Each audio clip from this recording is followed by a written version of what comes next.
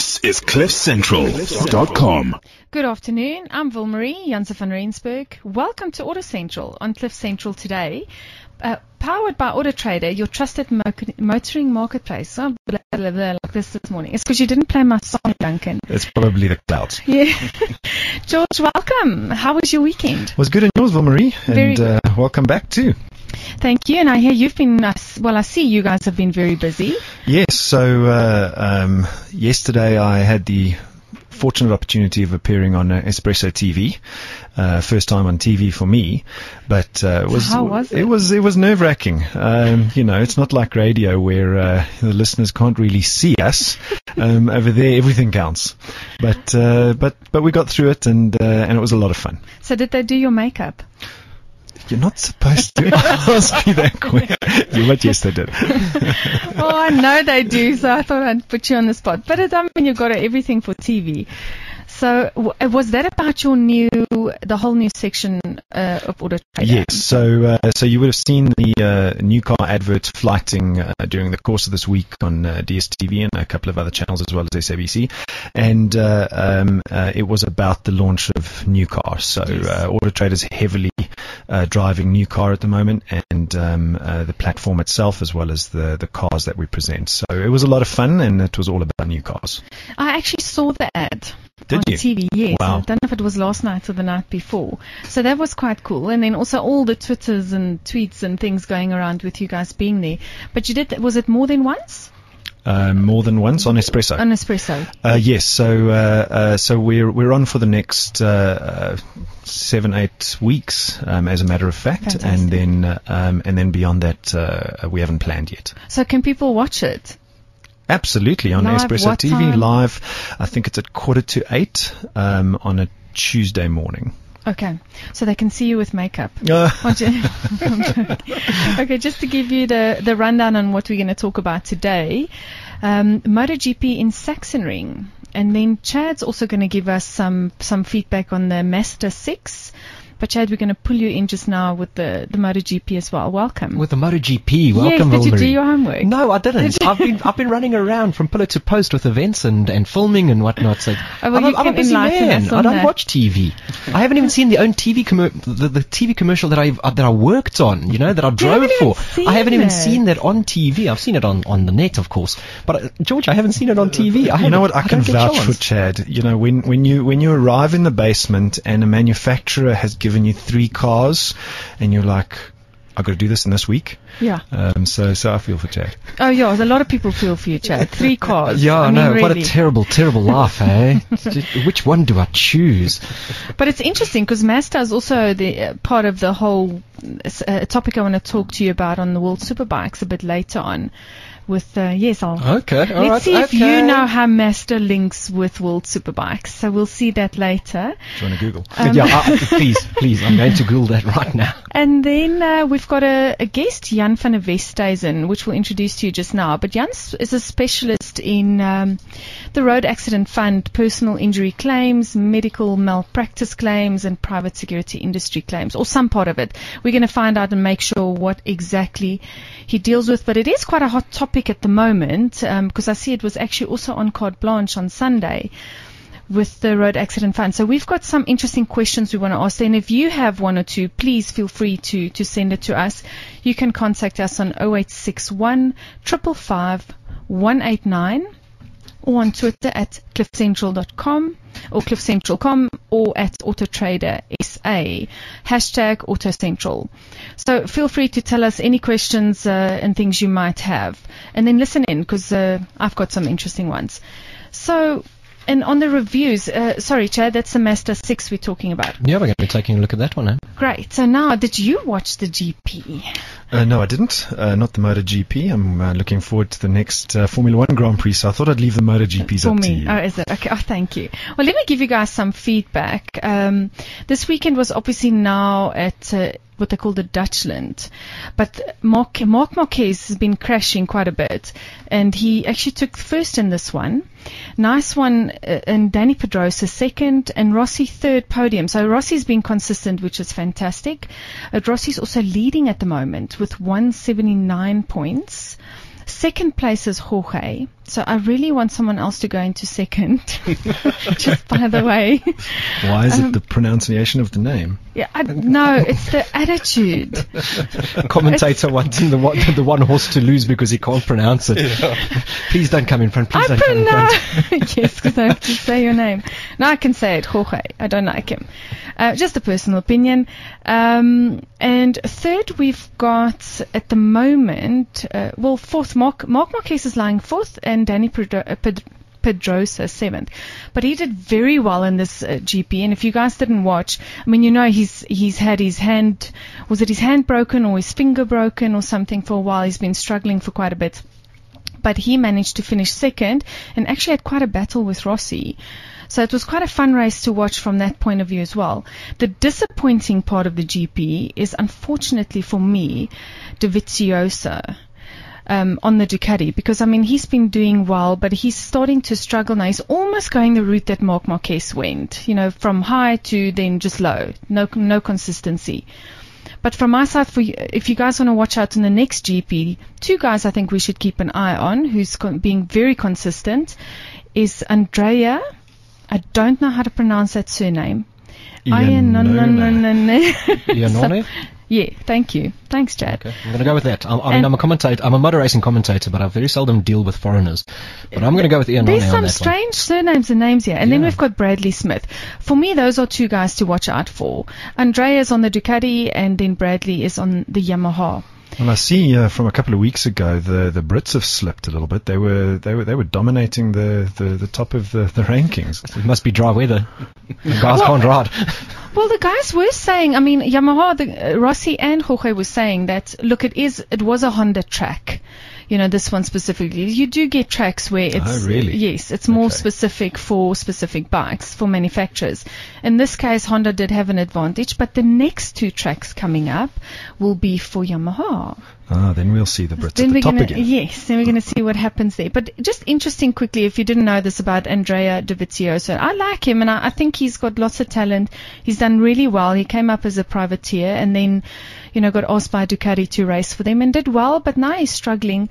But let's hope he comes back. But overall, he's got one GP victory.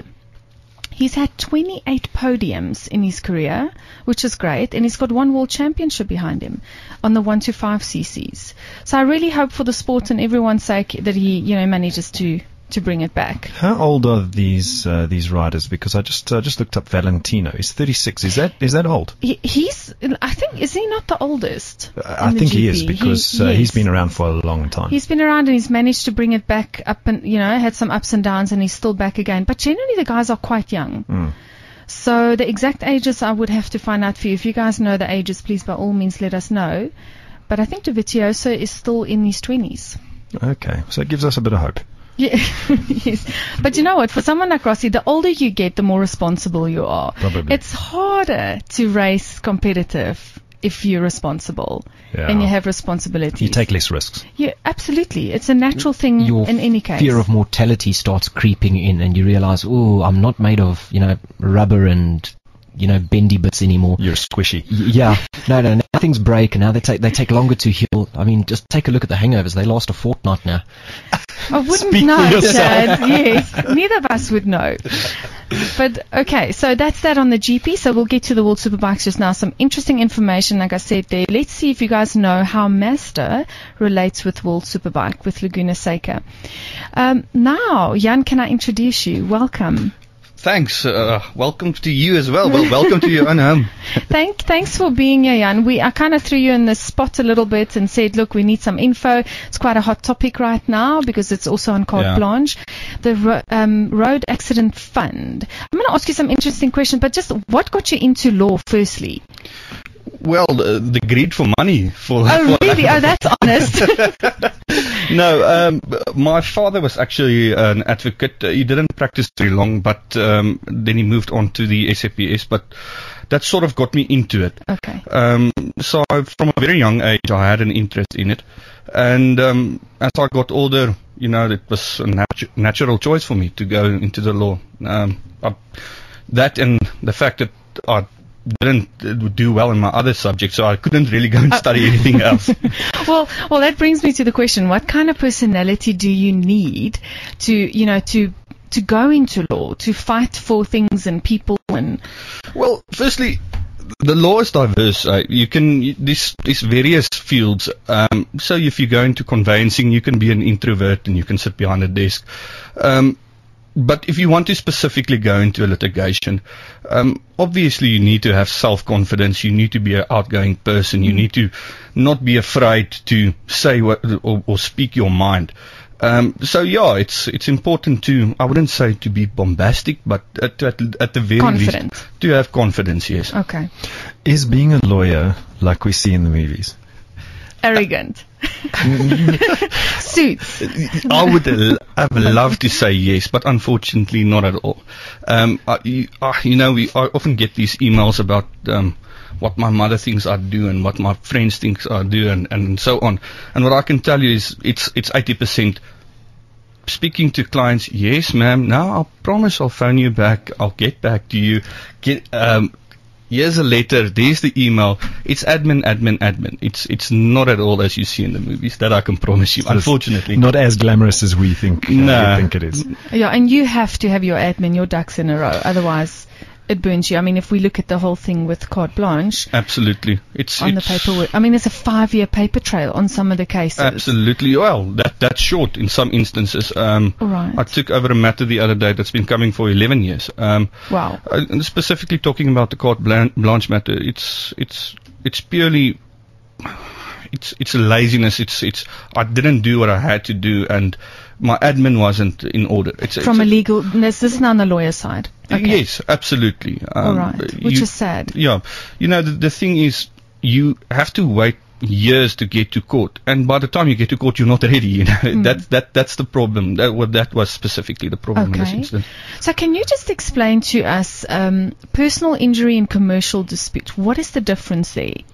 Well, I think the name almost says it all. But personal injury specifically relates to an injury to your person or the passing of a specific person. So it's something that happens to you physically. Okay. Well, commercial litigation will rather go something, you owe me money. It will be more based on paper, on contracts, and on agreements between parties. Okay, but it includes medical law. And yes, personal injury law does include medical law. It goes wide. And that's where the road accident fund comes in. No. Medical negligence is rather something I've gone to the doctor for a liposuction. Now I've got 3 arms. So you actually do that as well? We do that as well, yeah. Wow. Okay. So that's some interesting topics. But for today, we'll focus on the road accident fund side. Okay. Not the liposuction. Yeah. All right. What I want to ask is, there's everyone's saying the RAF, Road Accident Fund, is out of money. Yes. Is that true? Can you speak for it, or is it close? Absolutely. There's no money. They get money on a monthly basis or on a regular basis, but as soon as it comes in, it goes out again. I'm sitting now with clients that's literally waiting for millions, and they have been waiting for months. Even in normal civil litigation, if you get a judgment against a third party, and you can issue a warrant and execute on his assets. If you do it against the road accident fund, you're going to get nowhere because they have got nothing left to attach, almost, I want to say. So where does that, besides, I want to get to the point of where it leaves us as individuals, where does it leave you as a lawyer? Because then that's, when someone now comes to you for a claim, it's not really worth your while. No, it will be worth your while. The point is you're going to have patience. Look, to get to a judgment or to get to a point where the RAF must actually pay you, it takes years itself. Once you get there, that they have to pay you, they commit to a certain period. In other words, they say, I'll pay you your payment in, normally they say the 28th of the month following in which we've settled the matter. So if we do it today, 28 August will be the deadline. Get to 28 August, in practice, we get there, they don't pay. We issue a warrant, and then it's about another month and a half, I would say, maximum, and then you actually do get paid. But you issuing a warrant to the RAF? Correct, yes. How sad is that? Okay. Tell me about it. All right, so just to get the money out that you've been fighting for the client. Absolutely. So am I understanding it right? So if, as an individual, if I want to come to you now, I just want to try and get to the bottom of it, because your website's quite informative, but just, for the listener also to understand, what allows me to come to you and to claim? So what can you claim for? Let's start with the basics, yes. Obviously, you need to be involved in a motor vehicle accident. You can't just claim because you fell off a bridge. These two specific instances where the listeners out there will be entitled to claim. These other instances, but which is not strictly relevant for today. But the first one is where the breadwinner of a family passes away as a result of an accident. Then the dependents can actually go and claim against the road accident fund. So if your husband, wife, children, father, mother passes, you can claim against the road accident fund for that loss of support. Obviously, your father would have paid for you for your school fees, university fees, put food on the table, etc. So if he passes, you can claim. That's the first instance. The second instance is where you yourself are involved in an accident and you suffer injuries to your body. Then you can claim against the road accident fund. The accident should not have been caused by your own negligence. Okay. All right. It can happen. Normally, it does happen that an accident is caused by two people's negligence. In other words, I'm driving. I don't really stop at the stop street. I go over, but the other driver does the same thing. In that case, the court will make a decision and say, right, sorry, sir, you were responsible 40%, and you, sir, were responsible 60% for the causing of this accident. Therefore, you are only entitled to recover 60% of your damages, or something along those lines. Well, I feel if two people are negligent, then surely it shouldn't be the state's or the RAF's responsibility. I don't know. What's your view on that? I absolutely agree. I think if somebody skips a stop street and has an accident as a result of their own negligence, they should pay their own medical bills. They should be prepared for it. And I'm saying it because I see now, I mean, like you're saying, they're out of money. And it's sad because R1.50 per litre per month goes to the RAF. I'm right in saying that? Yes. So there is money that goes there, but they can't keep up because they have to pay out so much because of people claiming that shouldn't be claiming. In this case, and which we also saw in the carte blanche state, and then just wasting everyone's time and money claiming for a pinky, $1 million. I mean. So I suppose that begs the question, in those two scenarios that you pointed out, in the first instance of the breadwinner losing the breadwinner and being able to claim from the road accident fund as a result, is that a kind of bottomless pit of money, or are there limits to what people can claim, and how are people side skirting that? Absolutely, there are limits. Look, you can't just say, well, I want R1 billion. It doesn't work that way. Firstly, what I must point out, there are three things that you can claim for. The first one is your loss of income. I can't go to work, or I've not now been paid, or whatever the case may be. Second part is your general damages, or pain and suffering in layman's terms. Difficult to prove. Or disprove. Or disprove, as you saw in the carte blanche instance. But this is not to body. This is to your body, harm. Yes. Because often it's psychological as well, and that's even more difficult. That's where they try and get the money. Yeah, that's absolutely, and I'm suffering from psychological damage because I've got an injury to my pinky. It doesn't really follow. And the third thing you can claim for is your medical expenses. Now, firstly, your loss of income is capped. You can't claim R1 million a month. It's an actuarial calculation done by people that's much more clever than me, to go and say the amount that you can claim is R10 per month times these times 7 months, or whatever the case may be, and therefore the amount that you're going to get is X amount.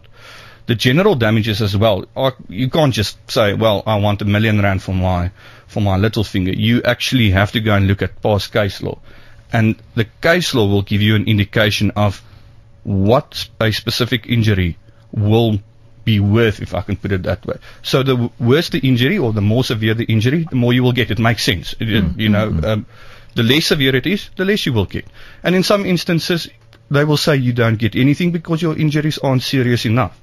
So obviously the system is broken. Oh, yes. Okay. So, I mean, I suppose that's one thing we all agree on. It's there for a reason. Yes. And that reason shouldn't be taken lightly because, I mean, there are people that have psychological damage because of certain instances. So, unfortunately, I think those real people are missing out. Yeah, they're the ones suffering. They're the ones really suffering. But in your opinion, what are the things that can happen to fix this scenario? Well, that's a very philosophical question you're asking me now. Just two or three things. How much time have I got? Is it a cap on the claim? Is it from your experience in these processes? Yeah, but George, what you're saying now is relevant because I actually saw, and I think this might answer to some degree the amendment to the Act. On that, where it seems to put a cap in some places. Am I right? No, you are correct. Look, let's firstly go back to the reason why the Road Accident Fund is there. The Road Accident Fund was created to compensate a person for an injury sustained in a motor vehicle accident because the person that caused the accident couldn't actually pay him. All right. So in other words, you are involved in an accident. You've lost now, let's say, 100,000 rand, but the person that caused the accident hasn't got 2 rand to his name. All right, so it makes sense. So you are entitled to compensation. We must understand that, and you are entitled to fair compensation. You can imagine if you put yourself in the injured person's shoes, and you are now suddenly you're a father of 3. You're involved in an accident now, you're in a wheelchair, you can't work, who's going to provide for your family? And for that specific reason, I'm saying it works. It works. But in theory. Now, to answer your question, in my opinion, how can we fix the system? Very simply, we must make it safer to drive on our roads. The more safe we make it, the less accidents there will be, and the less the Road Accident Fund will pay out. It follows, obviously. In my opinion, it doesn't help if we cap the claims, to be totally honest. Because, like I say, if you put yourself in that shoes, now you're entitled to, let's say, 1 million rand, but it doesn't happen. Now you only get 100,000 rand. Who's going to look after your children? Who's going to put them through school? Who's going to pay for the university, etc.? Well, the loss of income maximum is 160,000 for the year. I mean, that's really low. That's well, they have increased it. They increased it quarterly. Okay. To make compensation for inflation, but it's not a lot.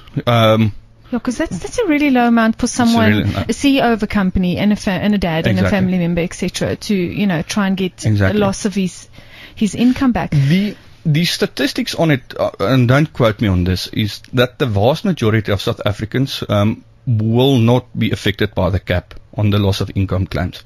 However, the rich people in South Africa will be severely affected by the cap on the loss of income claims. Which I mean, the writing is there. You can see just by the cap, by the number. What I do want to ask you is, now you say that what does the Road Accident Fund claim also pay out to a pedestrian that's now negligent, that goes and walks in front of a car and where he's not supposed to, because this is something we see on the highway. They run across the highway wherever, whenever, places they shouldn't be. So now they claim. In theory, we can claim. Once again, the court will have to make a decision on how negligent you were by crossing the road, which obviously will be very negligent. But it might be an instance where the court will say, well, right, now you are 90% negligent, so at least you can get something. So what they do is they say you can get 90% of what, and then they do that calculation, like I said, via the actuary and the advocates and so on, and you only get 10% of that at the end of the day. But yes, in theory you can claim, although in your... it's negligent. It's like shouldn't be running across there. So, and again, that takes money from people that really needs it. And you see, Wilmarie, what makes it sad is they want to change the system now to a no-fault system, the so-called RAP system. And this is where the problem is going to come in. There won't be an apportionment anymore. There won't be a deduction because of your own negligence. If you were involved in an accident, you can claim, full stop. So that's going, in my very humble opinion, that's going to place even a bigger burden on the road accident fund. The financial burden. Absolutely, because like I say, let's take a hypothetical situation of person sitting down on and out on his luck. He's got no money, can't feed his family. Well, there's an easy way to make money. Let's run across the highway, gets hit by a car. Now at least I've got 1,000 rand. Things like that. Yes, I hear you. But people do silly things when it comes to money. So, but now, all right. Let's say it's legit, and this thing happens, and someone is in an accident, and they need to claim. How does that process work? How do they find you? Where do they start? Okay, obviously. When you are involved in an accident, make sure everybody is safe. If you need to go to hospital, you go to hospital. You call the ambulance, call the police, etc. That's just logic. That's just good sense. Once you have stabilized and you are in a position to now think about compensation, go onto the website. Our website is www.campbellattorneys.co.za. And you contact us. Our phone number is there, or you can even send us an email, or you can even complete the forms online. We set up a meeting with you, and once we have consulted with you, we go through the merits of the claim firstly. To see if it's valid. Yes. Have you caused your own damage, or can you actually claim from the road accident fund? And secondly, to determine how much can you claim. We can't really calculate how much you can claim. I must clarify, but we can at least get a feel for it. And I can tell the client, look, your injuries aren't that serious. We can help you, but you're going to get pennies at the end of the day. Or I can tell you, look, obviously you've got a good claim for loss of income. You've got a good claim for medical expense. You've got a good claim for pain and suffering. I can help you. It's worth pursuing. Then basically the ball is in our court. What I always tell the clients is, probably in the next year or two, you'll only hear from me once or twice. And that's only when I want to get details, and secondly, when I want to get your banking details. But like I say. So the second one's a nice one. The second one is the nice one. Yeah. But without the first one, you can't get the second one. Unfortunately. Okay, so now, all right, but now expenses for the individual now, because this is obviously for everyone, this is a problem. Yes. Do you take money up front? Do you take a percentage? No. How do you work? We take a percentage. Look, what I must stress at this stage is, like I said, we have to get experts to calculate how much your claim is worth. Now, experts are medical experts, so we get orthopedic surgeons, industrial psychologists, occupational therapists, actuaries, advocates, etc. These guys cost money. Like you saw on Carte Blanche on Sunday, 20,000 rand a report. Which is slightly ridiculous. What is the going rate supposed to be? Substantially less. Look, I don't want to make comments on what the reports cost. It should cost. That I think that's beyond my. Well, let's ask what you would charge. More than 20,000? No, that doesn't help the case. No, look, these guys do put a lot of effort, and a lot of thinking does go into the report. And I don't want to be held to this, but about 70% of that I would feel is fair. And that's actually what I pay my guys. So this is experts that you get the paperwork, the opinion, and yes, you're willing to pay that. So like I say, the long and the short of it, you're going to need to get about, well, depending on the severity of the injuries, you're going to need about 5 or 6 reports, which is going to cost you. You can do the math. We front that. The client does not need that 100 or 200 or 300,000 rand. We front that, and we deduct it again at the end. We take it back. We front it, get the reports, get the client his money, and then we take a percentage of that. Never more than 25%. We are capped in terms of legislation. Yeah, I was going to ask you that, so that people must know, Yes. your lawyer mustn't ask you more than 25%. Is that what you're saying? Absolutely. Please, listeners out there, if your lawyer is asking you more than 25%, he is robbing from you. It's absolutely. But then what can you do if he does? The bar. There was actually another show or another carte blanche episode where they actually looked at it. And you can claim that back from your attorney. We're currently busy with claims against other attorneys in Pretoria and in Johannesburg who have charged substantially more than that. It's called overcharging. For lack of a better, simpler definition. It's pretty simple there. Yeah. And you can actually claim it back. It's a very simple claim. Also, you can report your attorney to the Law Society, and they will take disciplinary steps against. So that would be an easier process for them to do, because for you to now go through that again, you've already gone through trauma. Absolutely. And and now you got to deal with everything. On top of that, your lawyer wanting more money. Absolutely. But it's good. It's an education process. I think, for everyone to see, for example, what Carte Blanche is saying, and then what you are saying now, is relevant stuff for people to know. Absolutely. So am I right in saying you don't charge the client up front? Only once the payoff is there, you can take up to 25%. Absolutely. And you do. And well, no. Sometimes we take less, but normally we do take 25%. And why would you take less? Because you're putting in the work. Yeah, just for sake of clarity, the Contingency Fee Agreement Act, I think you call it, says you can take double your normal fee or 25%, whichever is less. So it does sometimes happen, not often, but it does sometimes happen that you put in a minimal work, get results for the client, pay him out. Then obviously if the client then gets, for example, a couple of million rand, it's not fair that you take 25% of that. You've done, let's say, 10 or 20 hours work, then you are entitled to compensation, but not 25%. Yes. So that's within reason. Yeah. Okay. So, all right. So now we've got so we understand the whole process of how to go about it. So they can contact you. They can first establish if the claim is even valid. To go through the time period. What is because we've got a question here from Nathan. He was asking, what's the biggest payout that you've actually dealt with? So he's obviously an accountant or something. Me personally. And the most ridiculous. My question is, what's the most ridiculous claim you've had? I think he's studying law. Yeah. He has to figure out whether it's worth his while or not. Yes. To see if the industry is going to pay off.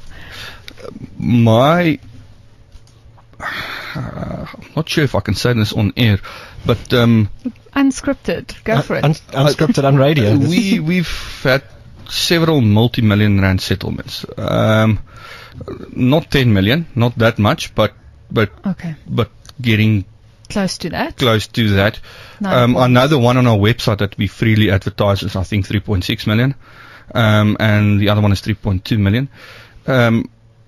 But not everybody gets that. The listeners mustn't think, But I don't think you want to be in a position like that to have to claim this kind of money. That's the other thing. It's a catch-22. Yes. You get more money the more severely you are injured. But you get less the less serious your injuries are. It's less of what you want. Exactly. Actually. That's why I always say to the clients, I'll rather never meet you than meet you in my office and you sit there in a wheelchair and so on. Obviously. And you've got to fight for that. Yes. That's why I'm saying, please be safe. I'll rather not meet you than you coming to me in very, very seriously injured. How much income does the Road Action Fund collect annually? In the vicinity of between 20 and 25 billion rand, I think, at last count. Okay, and how much of that is paid out in claims? I've got the figures somewhere. The Road Accident Fund's biggest expenses are also legal. They also have their own legal fees. Yes. The biggest expenses are the payouts to clients and then legal fees. Okay. Legal fees include our legal fees, as well as the RAF's legal fees. What you must understand is, in normal civil litigation, the loser of a suit has to pay the winner's legal costs. Yes. Right. So that means the road accident fund, and this is also a tip for the listeners out there, because very often we find that the attorneys don't always listen to their own rules, but the clients must be reimbursed at least partially their legal fees that they incurred. So yes, we do take 25%, as well as the expenses that we that we incurred in securing the claim for the client. But the road accident fund, and it also pays your legal fees. Also pays. So the clients must be reimbursed. It takes about 3 months to a year to recover those legal costs. But the clients must just wait and follow up every couple of months, I would suggest, to make sure that the attorneys do actually pay it out. So you wait for your money to be paid out, and then you wait another process for the legal fees section to be paid out. It's a secondary process, yes. So, all right, so there's 2 payout processes that needs to happen. All right, that makes sense. What we're going to do, Jan, we're going to get back to you just now. I want to ask you a little bit more about what the responsibilities from a corporate's point of view, also for people working for them, with regards to accidents, those kind of things. But what I want to do now is I want us to get to Chad on the Mazda 6. Chad, tell us about it. So we can see the review now. Is it? Yeah, the review is live. It is online. It's on autotrader.co.za, and you'll be able to go and take a look for it under new cars and views and that. Reviews, sorry. And, it was one that I tested a little while ago, and the video has been out a short while as well. It's the Mazda 6. It's the largest sedan in their family. The one that I was testing was a 2.5 litre individual with the automatic gearbox. Was this the one where you were triplets? No, that was the Mazda 3. That was Mazda 3. Okay. That's why I went with the triplets, was the Mazda 3. Okay. Now, this one was, and rightly so, the spin that I took on this one was it's a left field approach. And it really is. When you consider the company that it's keeping and what it's going up against in the mid-size segment, it's the likes of the Accord and the Passat and the Fusion. I remember this. You were James Bond. No, the Fusion was James Bond. This one I was all tattooed and yes. Okay. I was a left field businessman. I rolled the sleeves up and revealed the sleeve tattoos. Yes. And the Mazda 6 really does come across as something like that. It is one of those vehicles that is not always a first consideration, and after driving it, I struggle to see why people aren't considering it as a first option. Very, very good car. It is beautifully styled. I love the way that it is styled. But before I carry on, I have to say, I am a Mazda fan. Okay, I like my Mazdas. I've owned several in the past and I love the way that they drive. But I was trying to still...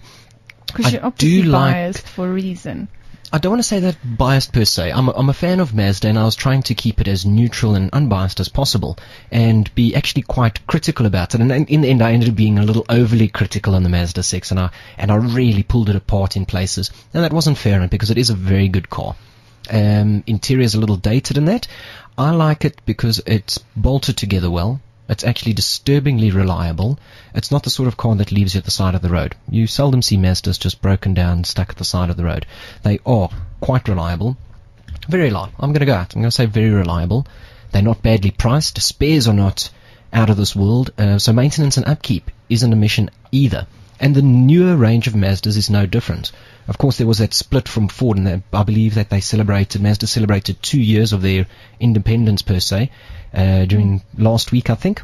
So they've celebrated 2 years split from Ford, and they're really starting to reinvent themselves, and they've got a good marketing drive going.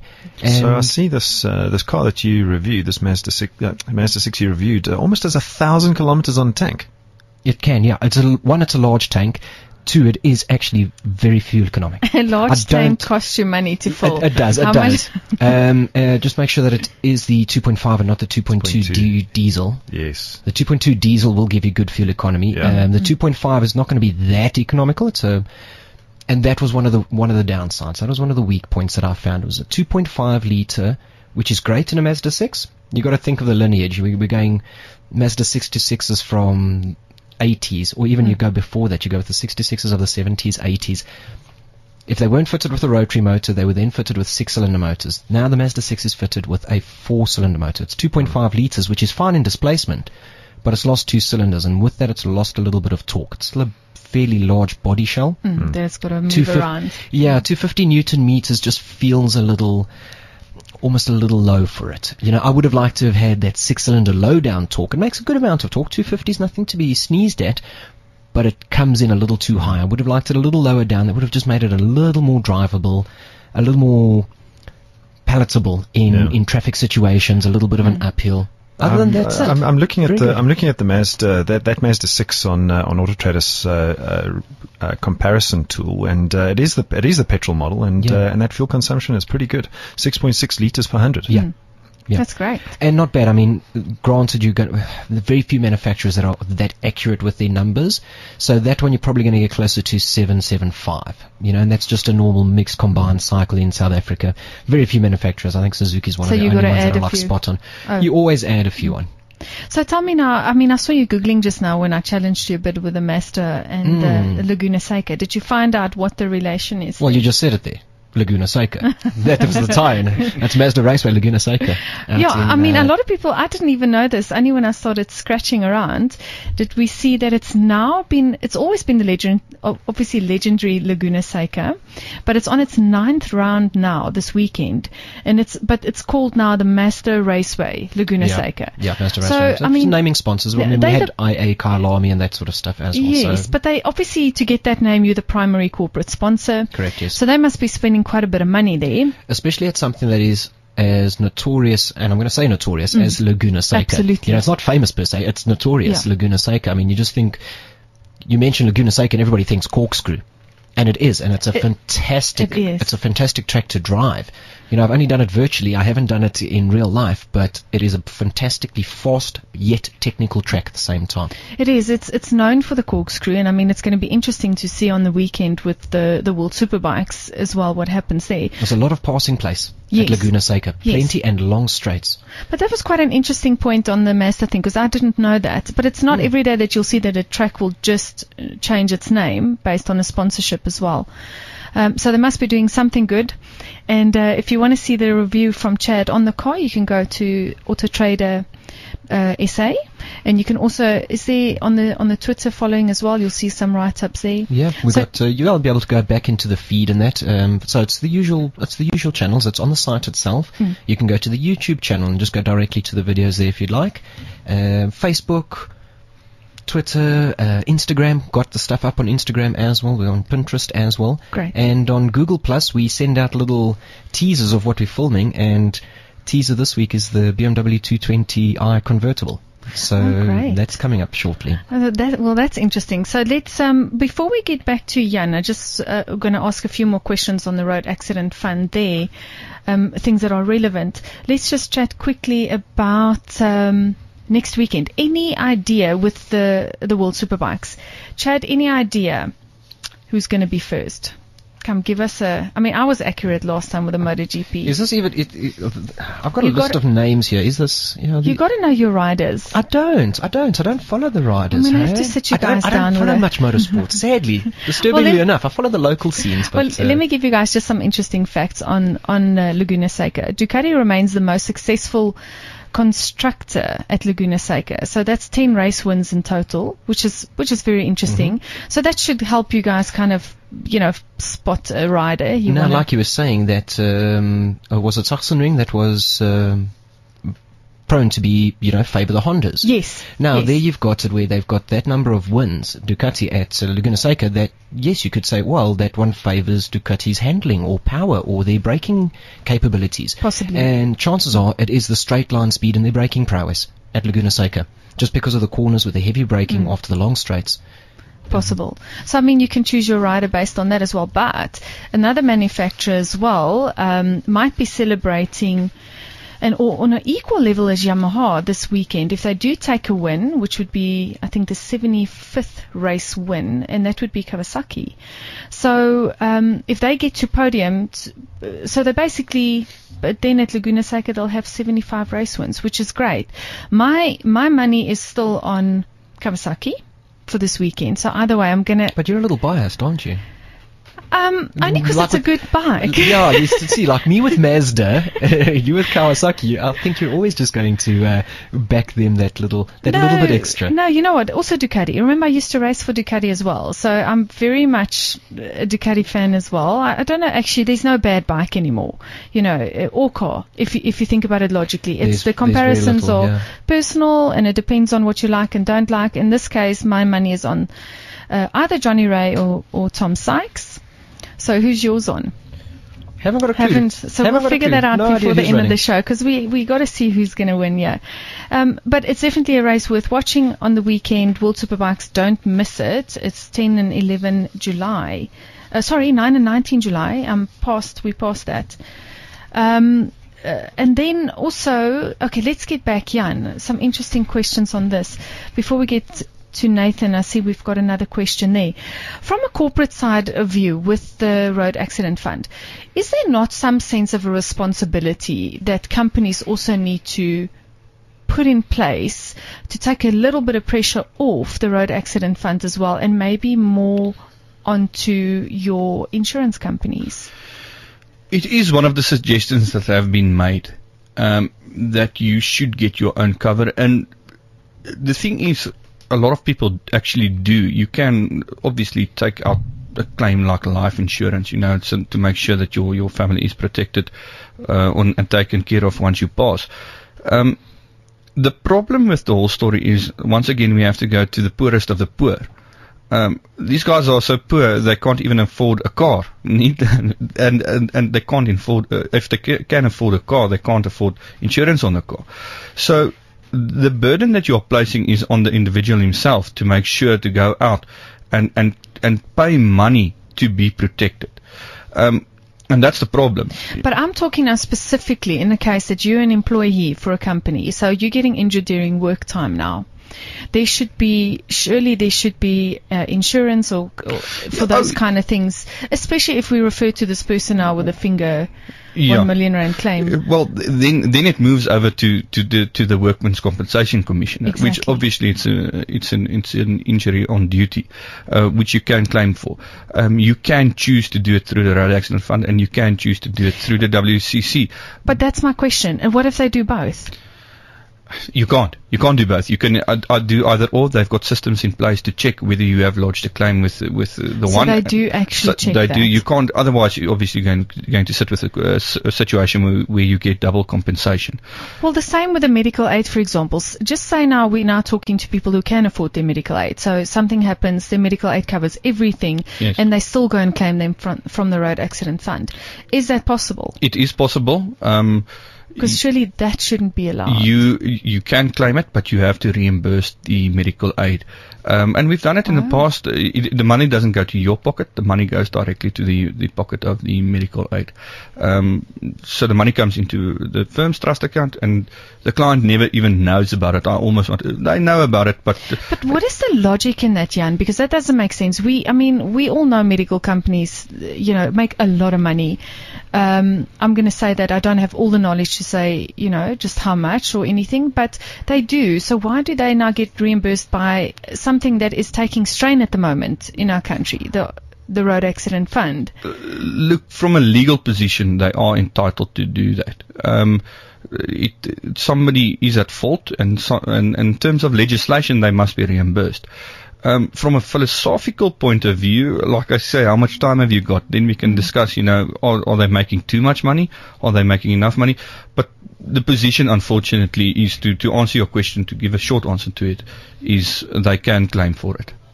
So is there a situation? How long has the Road Accident Fund been around? Oh, longer than what you and we've been here. A long time. And has it ever been in trouble like this before? Yes. Many times. Many times. And don't quote me on the figures, but it used to be called the MMF. It's before my time. I wasn't even born yet.